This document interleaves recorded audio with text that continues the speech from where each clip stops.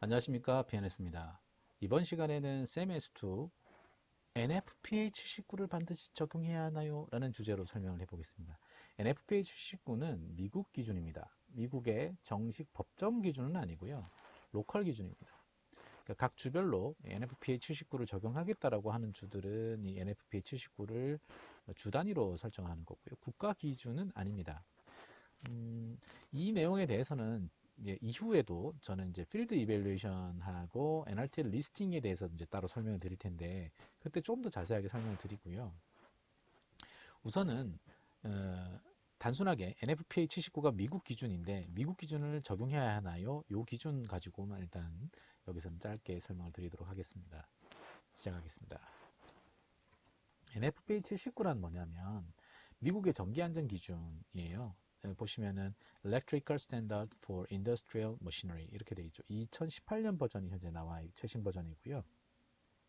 NFPA 기준도 매우 빨리 변합니다. 네. 아, 이거 때문에 미치겠어요. 프로젝트는 그래 많진 않은데 그게 자꾸 바뀌어서요. 이게 NFPA 79가 가격이 좀 비쌀 수밖에 없습니다. 그리고 NFPA 79는요, 미국의 그 필드 라벨링, 필드 이벨루에이션이라고 하는데, 필드 이벨루에이션이 가능한 회사의 엔지니어가 하는 것이 맞습니다. 예.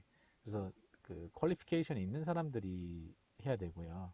그러다 보니까 이제 미국에서 직접 날아오는 경우들이 있고, 날아오지 않더라도 이제 미국의 회사가 한국에 지사를 세우고 한국의 지사의 직원을 통해서 이제 프리 이벨루에이션을 진행을 하고 정기 시험을 대신 진행을 해서 그 데이터를 미국으로 보내주고 이 장비가 미국으로 납품이 되면 필드 이벨루에이션을 해야 되는 사람이 그 해당 공장으로 가서 마무리 평가를 이제 하는 형태가 이제 되겠습니다. 그러다 보니까 미국에서 직접 날아와도 가격이 비싸지겠죠. 그 다음에 날아오지 않더라도 한국에 있는 그 지사가 직접 진행을 하면 날아오는 것보다는 조금 쌀 수도 있겠지만 이게 NFPA 79가 그렇게 흔한 케이스는 아니에요. 그렇게 자주 생기는 그런 프로젝트가 아니라서 희소성 때문에 가격이 좀 올라가게 됩니다. 제대로 하는 회사의 경우에 얘기하는 거고요. 제대로 하지 않는 회사는 보통 뭐 외주를 주거나 하고 뭐 엉성하게 할 텐데 NFPA 79는 정말 주의하셔야 됩니다. 예, 나중에 문제가 대박 커질 수도 있습니다. 예, 그러니까 꼭 신중하게 특히 저는 이제 미국 인증기관의 지사를 통해서 하시는 것을 권해드립니다. 음, 왜냐하면 네, 그게 제일 정확합니다. PNS가 미국 인증기관의 지사냐? 그건 아니고요. PNS는 미국의 인증기관인 QAI라는 회사와 함께 한국의 QAI 아시아 지역을 총괄하는 지사를 공동으로 설립을 했습니다. 그래서 NRTL의 오너다, 모회사다라고 보시면 되겠습니다. 저희 깊숙이 개입되어 있습니다.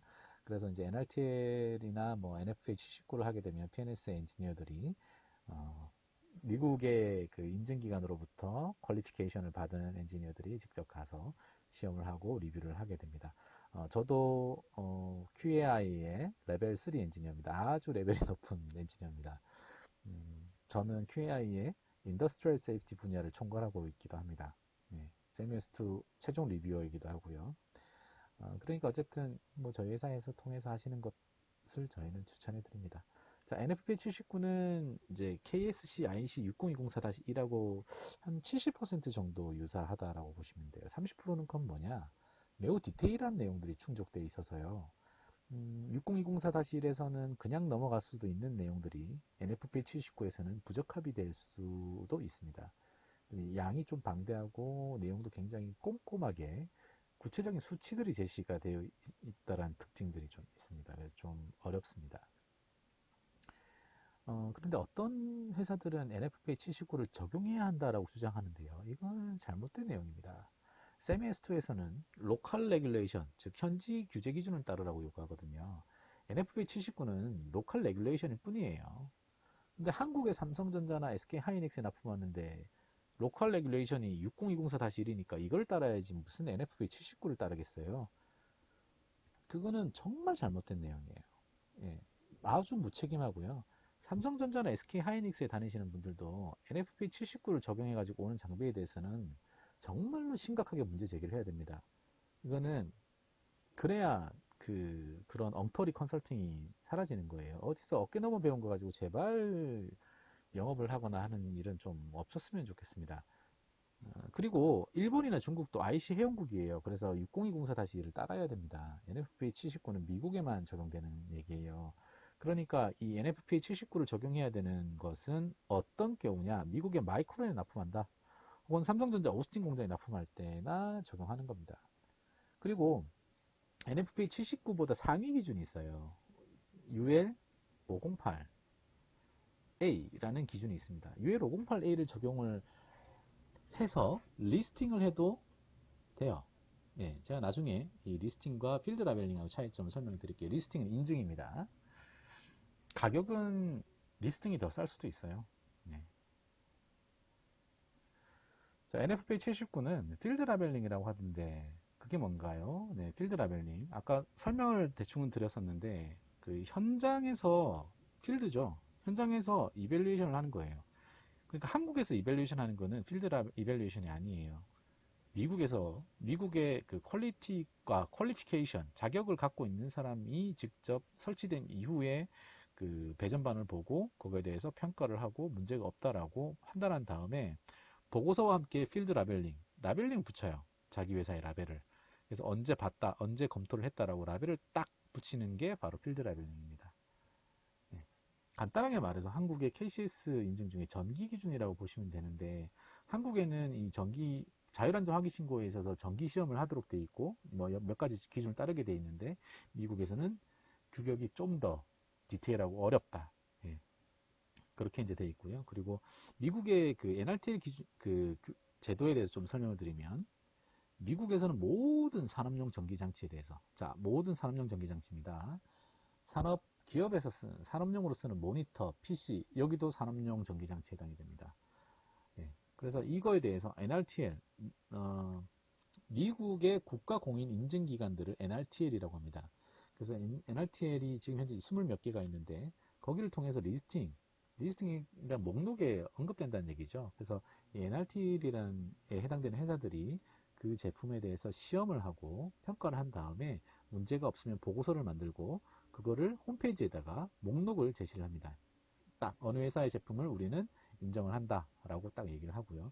그 순간부터 만약에 이 제품에 문제가 생기면 이 NRTL이 보험상 배상 책임을 지게 됩니다.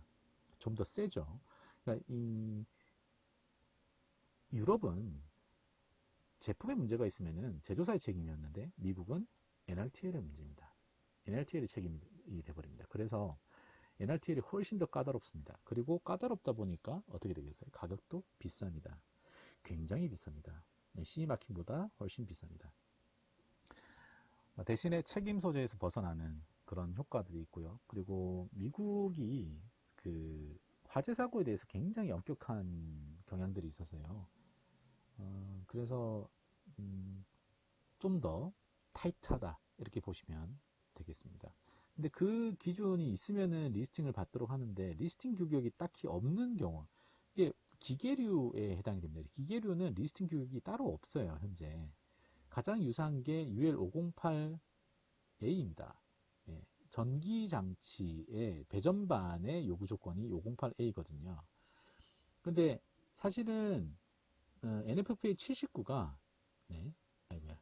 NFPA 79가 훨씬 더 우리 기계류의 설비에 더 적용하기 쉽고 명쾌합니다.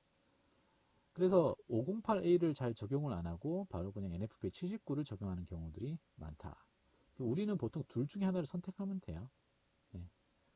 508A나 NFPA 79를 선택하면 됩니다. 이것도 엔드 유저가 결정할 사안이에요. 그리고 이 리스팅하고 필드 라벨링은 좀 레벨이 다릅니다. 리스팅이 저쪽에 위쪽에 있는 하이 레벨이면은 필드 라벨링은 저 밑에 있어요. 리스팅 받은 장비에 대해서는 누구도 터치하지 못합니다. 필드 라벨링 받은 장비에 대해서는 그 AHJ라고 합니다. 그 미국의 주에 있는 안전관리, 안전공단의 담당자 정도라고 생각하시면 되는데, 이 사람들이 여기에 대해서 문제 제기를 할 수 있어요. 뭐 필드 라벨링이 잘못됐네. 이거 바꾸지 않으면 우리가 뭐 가동 승인 안 해주네. 이런 얘기를 할 수가 있어요. HJ가. 그러나 HJ가 리스팅 받은 제품에 대해서는 뭐라 하지 않습니다. 왜냐? 필드 라벨링은요. 필드 라벨링은 HJ의 책임으로 들어갑니다. 잘못되면. 그러다 보니까 HJ가 깐깐하게 한데, 리스팅하면 어떻게 된다고 그랬어요? 책임이 NRTL의 책임이 된다고 그랬죠. 그러니까 HJ는 신경도 안 써요. NRTL이 HJ보다 동등한 좀 상위의 레벨이어서 독립된 어떤 그 레벨이어서 건드리지 않는다라고 합니다. NFPA 79가 아니어도 되고요. 508A, UL 508A를 적용을 해도 되고요. UL이니까 UL에다 맡겨야겠네. 아닙니다. 이거 미국 규격이에요. 미국 규격을 UL이라는 사회사가 만든 거예요. 이게 되게 웃기죠. 예. 예를 들어서 우리 한국의 규격을 삼성이 만들면 이게 삼성 508A 이렇게 되는 거예요. SS 508A 이런 식으로.